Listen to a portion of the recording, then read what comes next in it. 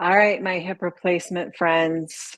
I didn't think I'd be back, but I'm back. And I really want to move into a direction of renewal. So I personally had my total hip replacement. It was surgery number three on my left hip. I had surgery number four. I had three labrum revisions and decided to just start over, get a total hip replacement in February. It got infected. I had it redone in April. So I'm 8 months out of my hip replacement, 6-ish months out of my revision, 5 months out of my revision. And I'm in the renewal phase, not the recovery phase. And so I wanted to get a series going of what does it mean to have a renewal following something as major as hip replacement? Because let's be real, it's major. I talked a lot in my first series on the recovery side about how frustrated I was when you would hear, oh, my neighbor had it. He did fine. He was 80. He was running in 2 weeks. Uh-uh. Eliminate that nonsense because that's not the norm. The norm is this is hard, really hard. So I'm 6-ish, 5.5, 6 months out of my revision. We'll just stay there.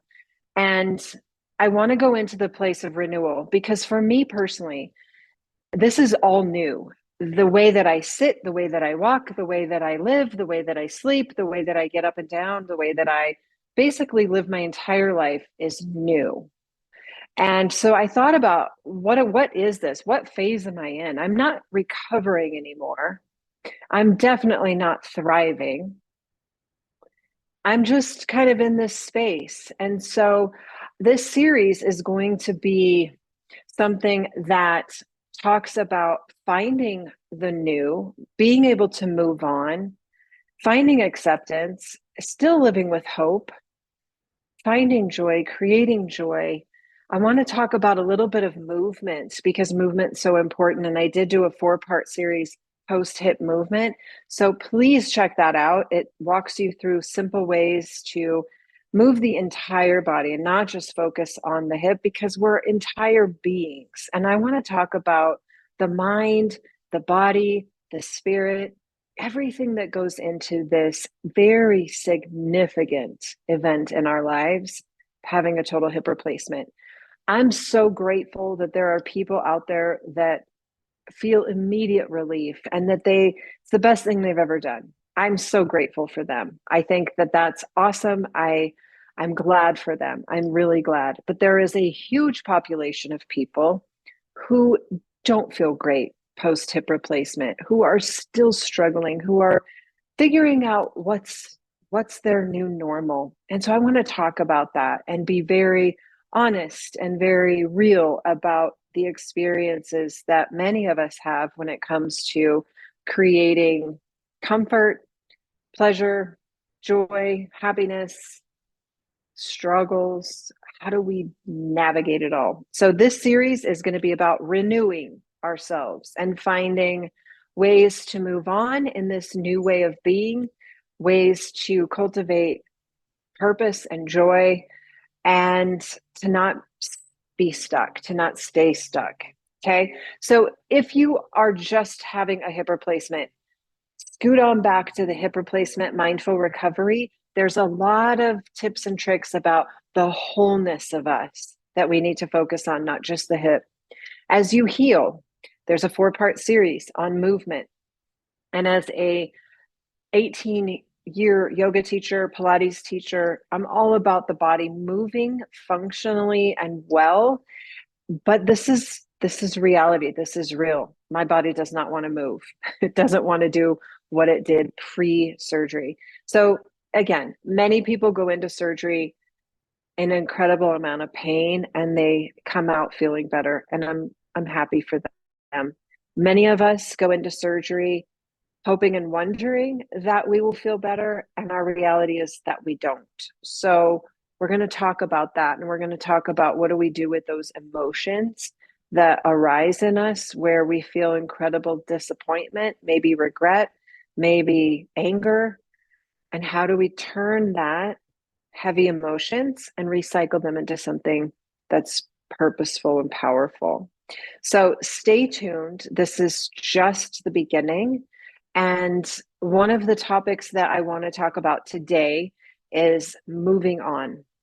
Moving on. And that's a tough one because a lot of us want to compare our experience today with what we hear from other people, what we thought it was going to be way back when we did this, and it's not.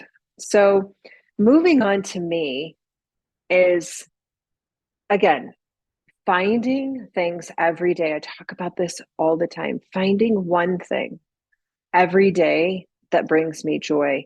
And that propels me in the direction of moving on. I am very real and honest with myself that my body is not happy with this hip. It is not comfortable. I live in pain every single day. My mobility is very limited, more limited than it was pre surgery. So, how do I move on? Well, I developed some new habits, some new hobbies. I learned how to bake amazing bread. I learned how to can jams and jellies. I turned my garden into a soulful place of where I can just go and escape, and I can sit on a chair or I can walk through my garden. I can pick some things. I can watch some things. I get my mind out of my hip. I have taken on just some new things in my life that feel really good, that don't put a strain on my hip. And that to me is forward motion. I'm never going to kickbox again. I'm probably never going to sit cross legged again. I'm probably never going to be able to get down and up easily and gracefully and swiftly like I did pre surgery. I'm probably never going to do a plie again. Not that I'm a ballerina, but I do teach a Pilates inspired, ballet inspired Pilates. Will I ever do a play again? Probably not. But I've done things in the last 6 months that I had never done before. And I found joy there. And so I'm just going that direction. And life changes, right? We think all the time that life has to be the way that it was. And how boring would that be if a year from now we're the same as we are today? I think we're constantly searching to evolve and to become better versions. So why not our bodies as well? And there's a lot of grace that comes with being able to say, I'm never going to kickbox again. It's always going to be hard to get out in and out of a car.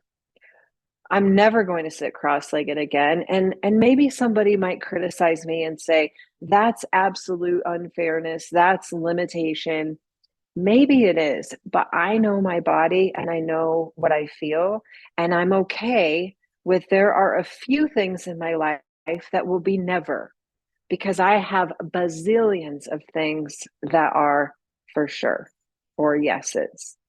So the way that I have moved on is really helping myself stay protected from the interference that comes from other people's opinions, like how I should sue my surgeon, how I should have just be so angry at my surgeon, how I should do all of these things against my surgeon and write bad reviews. My surgeon's amazing. My surgeon has done to this day everything possible to help me move forward and heal. This isn't about the surgeon. This is about me. Not that I'm to blame because I've done nothing wrong, but my body is healing at a rate that is very different than other people. Now, the culture that we live in is blame. I'm not a blamer. This is what it is. So that helps me to move on. So I've eliminated a lot of noise. People come to me, they want to tell me what they think I should do to my surgeon. They no longer get to have space in my life. I'm just not going to put up with it. It's not helpful. It's not encouraging. Don't want to have it. Okay. So finding joy every day, doing a hobby, learning something, being curious about something is forward motion. Eliminating the nonsense in your life that holds you back into a place of anger. It's two things I've done to move on. And the third thing that I've done, which I continue to do every day for the last 20 plus years, is I find gratitude every single day in what my body can do. I don't focus on sitting cross-legged and kickboxing because those are things I can't do, but I focus on what I can do. So the three things that have helped me move on: hobbies, learning, getting curious, cultivating a feeling of wanting to learn and to do something that maybe is creative, that maybe is soul fulfilling, that maybe gets me out of my head, but something in the realm of hobbies, curiosity, and learning. Number one. Number two is I eliminate the chatter. Get it out of here. Not going to help me. And number three, first and always, is gratitude. Okay, so that's how I've moved on. As I continue through this renewal process, I'll be sharing with you other tips, other ways that we can renew ourselves through this process of hip replacement and find a newness to us, mind, body, and spirit. We'll do a little bit of movement occasionally. I want to throw out some ideas that might ring something in you that makes you feel like, yes, I can do that. And we'll just travel this second phase together. I really, really, really appreciated all of the community that occurred in my first series of the Mindful Recovery. I felt so good and so connected and so not alone. And so as we shift into renewal, let's stay together. Let's stick together. Let's team up.